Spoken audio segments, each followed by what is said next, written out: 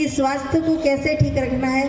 ब्रह्मा कुमारीज में मैंने ऐसा सुना है, सुबह में 3:30 बजे या 4 बजे उठ के 1 या 2 घंटे 3 घंटे मेडिटेशन करते हैं।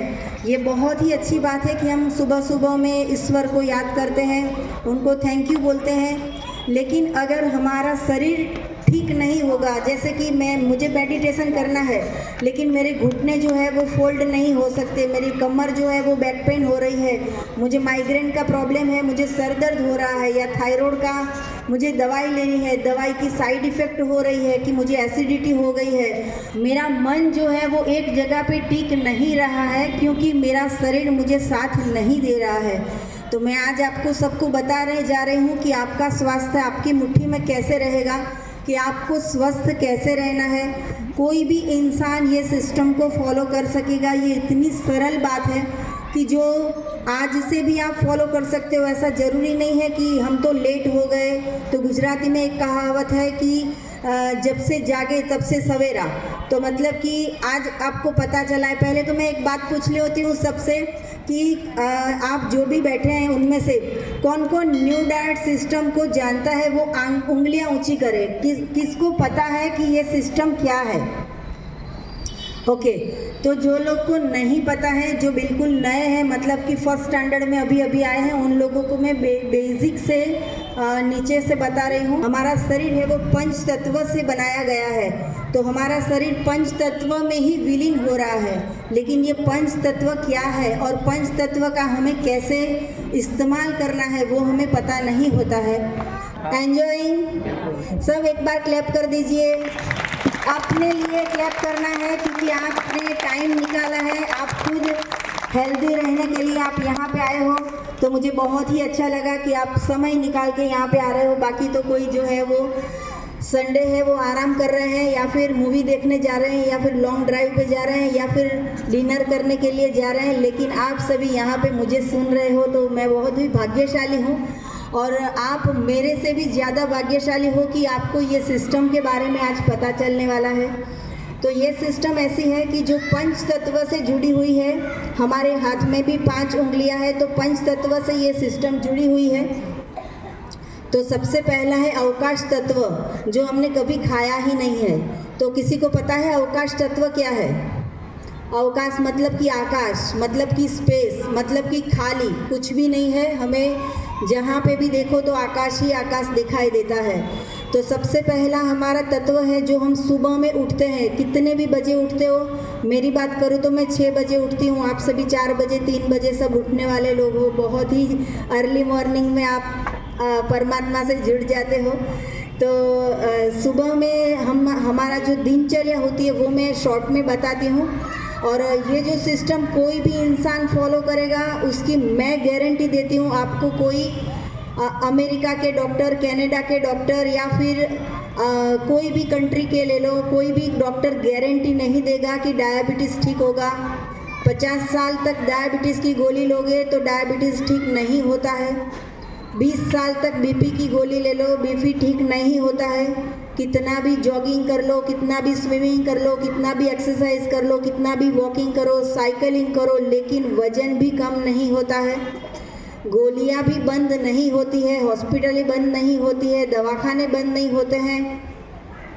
तो हमारी कुछ गड़बड़ है तो ही ऐसा हो रहा है। बाकी ये जो सिस्टम है वो हमने नहीं इन्वेंट किया है, ये हजारों साल पहले की सिस्टम है। वैसे तो ये सिस्टम का नाम हमने रखा है न्यू डाइट सिस्टम, मतलब कि NDS। और अहमदाबाद के, गुजरात के अहमदाबाद में मेरा NDS हेल्थ सेंटर है, नारायणपुरा में, जहाँ पे मैं हर रोज़ 4 बजे से 6 बजे 2 घंटे का मैं समय देती हूँ। जितने भी साधक आते हैं, मतलब कि पेशेंट आते हैं, उन लोगों को मैं फ्री में सेवा देती हूँ। 1 भी रुपया चार्ज नहीं लेती हूँ और फ्री में सबको मैं हेल्दी करती हूँ।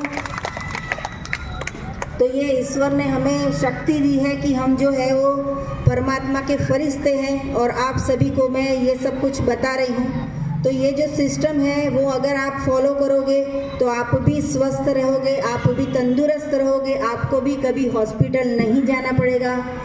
सुबह से लेके शाम तक जो भी इंसान काम करता है वो पूरे महीने के बाद उसको सैलरी मिलती है 5,000, 10,000, 20,000, 25,000, जैसा जैसा काम 50,000, तो वैसे सैलरी मिलती है। लेकिन जब भी हमें हार्ट का बाईपास करवाना पड़ता है तो एक ही दिन में 4 लाख का खर्चा हो जाता है। नी रिप्लेसमेंट करवाने जाते हैं 7 लाख का खर्चा हो जाता है। जितनी भी कमाई की है वो सारी की सारी डॉक्टर के पास चली जाती है। ये डॉक्टर के पास कमाई चली गई उसका हमें दुख नहीं है, लेकिन फिर भी हमारा शरीर जो है वो स्वस्थ नहीं हुआ है, ये बात का दुख है। तो मैं ये कहना चाहूँगी कि हमारी जो सिस्टम है वो हजारों साल पुरानी है। हमारे जो पूर्वज जो थे वो ऋषि मुनि थे, वो भी ये सिस्टम को फॉलो करते थे। भगवान श्री कृष्ण ये कहते हैं भागवत गीता में कि पत्रम पुष्पम फलम तोयम, ये मनुष्य का भोजन है। भगवान श्री कृष्ण ने ऐसा नहीं लिखा कि रोटी सब्जी दाल चावल ये हमारा भोजन है। अगर ऐसा लिखा होता तो हम ये बोलते कि हाँ चलो ये खा लेते हैं। दूसरी बात ये है कि हमारी जो सिस्टम है वो श्री रामचरितमानस से आई हुई है। तो ये सिस्टम में राम भगवान ने ये कहा है कि कंद मूल फल फूल ये हमारा भोजन है। वहाँ पे भी ऐसा नहीं लिखा है कि चाइनीज़ खाओ, पंजाबी खाओ, मंचूरियन खाओ, ढोकला खाओ और इडली खाओ, समोसा खाओ, ये कहीं नहीं लिखा है। तो भगवान की अगर इच्छा होती कि भाई हम भी इडली खा ले, डोसा खा ले या फिर समोसे खा ले, तो वो भी लिख के जाते कि भाई जिसको जो खाना है वो खाओ। लेकिन उन्होंने भी ये कहा है कि क्या खाना है।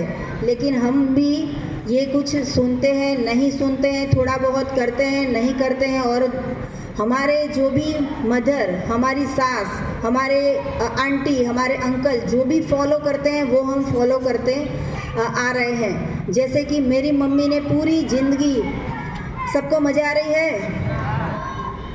जैसे कि मेरी मम्मी ने पूरी ज़िंदगी रोटियां बनाई, मेरी सास ने पूरी ज़िंदगी रोटियां बनाई। अगर मैं भी रोटियां बनाऊंगी तो मेरी डॉटर भी रोटियां बनाएगी और मेरी बहू भी रोटियां बनाएगी। तो परिवर्तन तो किसको करना होगा? अगर परिवर्तन करेंगे तो कुछ हमें लाभ होगा। तो सदियों से ये चला आ रहा है। ये सिर्फ मेरे घर की बात नहीं है, आप सभी के घर की बात है कि जैसे ही एक बच्चे का जन्म होता है तो माँ उसको 1 साल तक या 1.5 साल तक अपना दूध पिलाती है। और वो दूध जैसे ही बंद होता है तो मूंग का पानी, दाल का पानी, राइस का पानी या फिर रोटी या ऐसा कुछ भी, धीरे धीरे खिचड़ी या धीरे धीरे चावल, वो सब खिलाना चालू करते हैं। तो हम सृष्टि में दृष्टि करते हैं। कहाँ पे दृष्टि करनी है? सृष्टि में।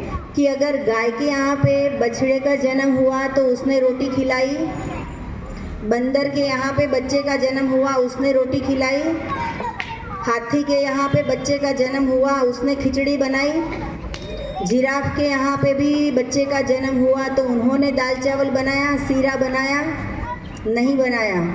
तो सृष्टि में हम दृष्टि करते हैं कि अगर ईश्वर ने ये सभी प्राणियों के लिए खाना बनाया, सभी पशुओं के लिए खाना बनाया, तो मेरे लिए क्यों नहीं बनाया?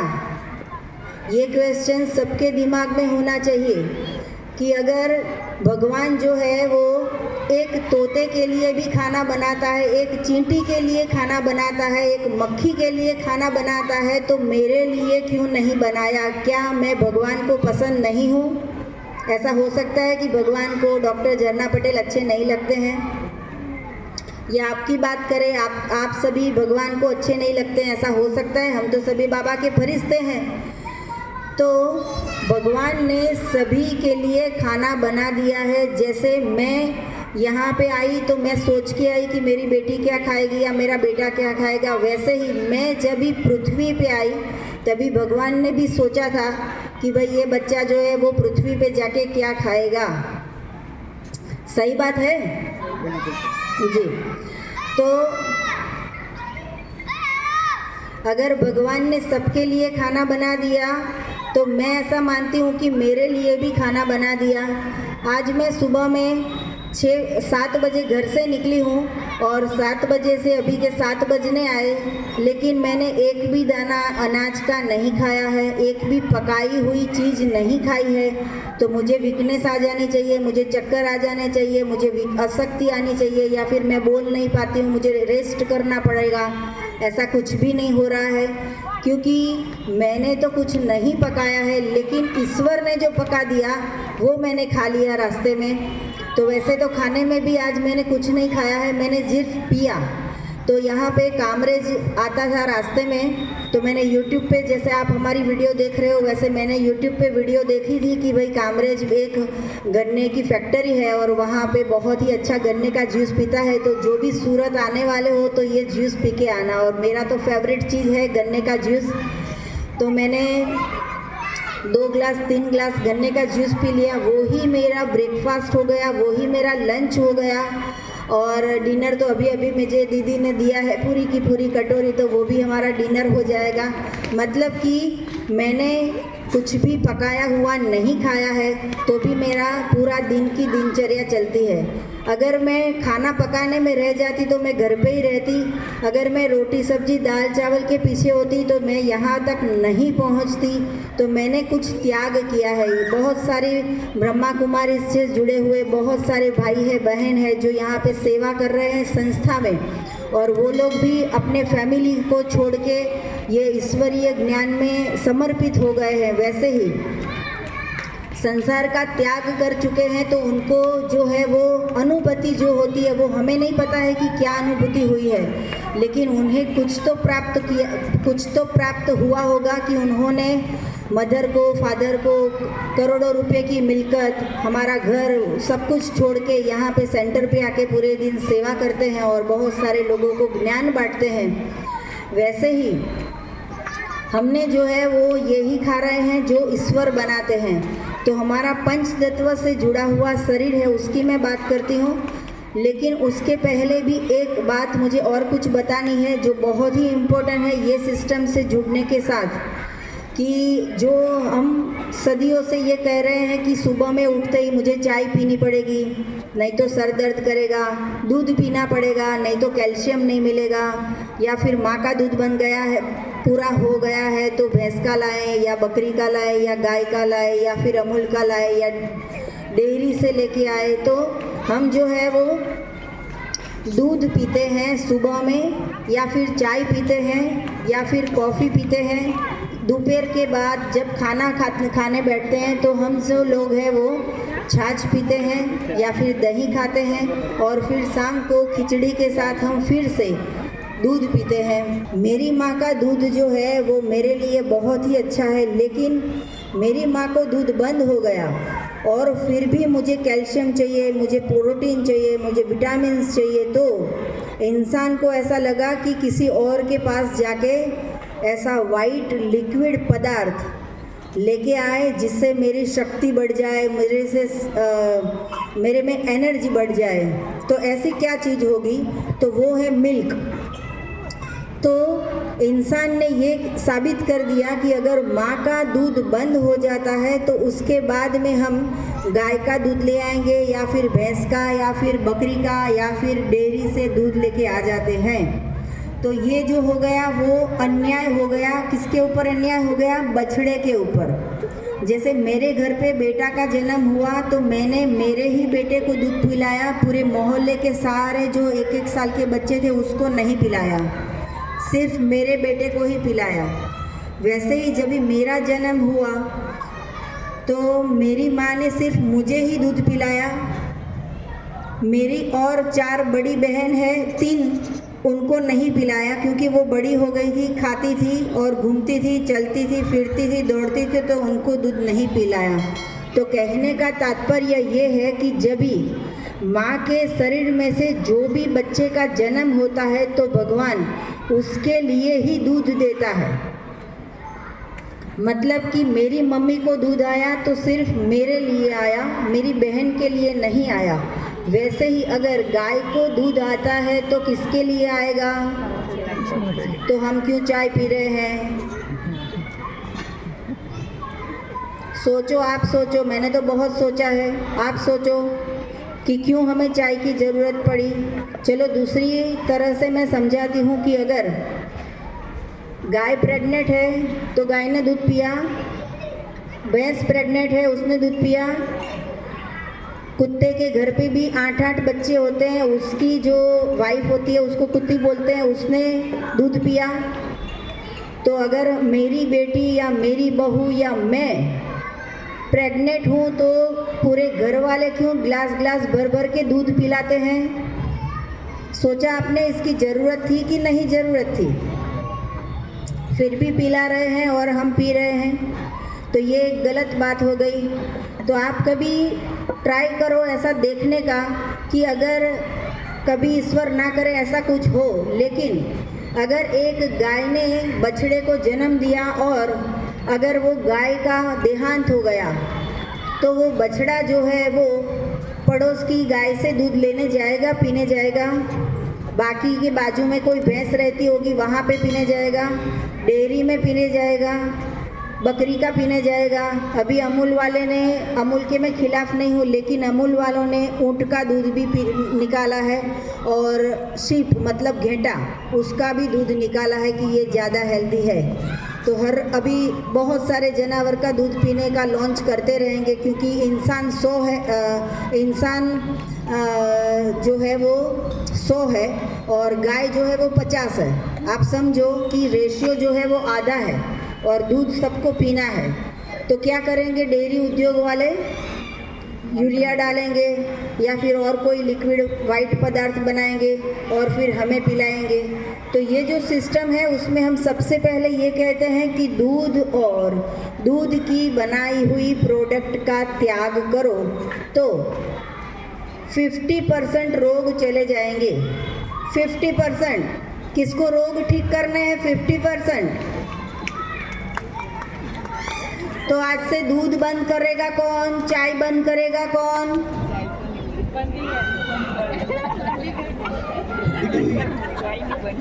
आपके घर में एक साल का बच्चा है, 5 साल का बच्चा है, 10 साल का बच्चा है, तो उसको भी दूध नहीं देना है, चाय नहीं देना है। ये है वो रोग की जड़ है। और मैं ये नहीं कह रही हूँ, गूगल में भी आप सर्च करो, milk is A silent killer, मतलब कि धीमा जहर है। और मैंने कल ही यूट्यूब पे वीडियो बनाई थी कि milk is a liquid meat, मतलब कि वो भी एक मांसाहार के स्वरूप में है। हम ब्रह्मा कुमारी से जुड़े हुए हैं और जो नहीं भी जुड़े हुए हैं उन सबको मैं बताना चाहूँगी कि हम शाकाहारी हैं, हम मांसाहारी नहीं है। अगर हम मांस नहीं खाते, मटन नहीं खाते, चिकन नहीं खाते, एग्स नहीं खाते हैं, तो हम गाय के शरीर में से निकला हुआ दूध क्यों पीते हैं?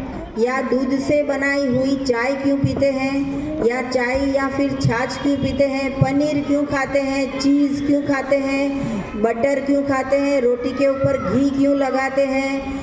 ओपनिंग हो कहीं पे भी तो आइसक्रीम क्यों खाते हैं? ये सारा का सारा जो है वो चक्कर जो है वो हॉस्पिटल तक ले जाएगा। जिसको स्वस्थ रहना है वो घर में दूध लाना बंद कर दो। ये एक ही टॉपिक पे मैं इतना जोर इसलिए दे रही हूँ कि 50% फ़ायदा होने वाला है। अगर कहीं पे सेल हो 50% तो दौड़ के कौन कौन जाएगा?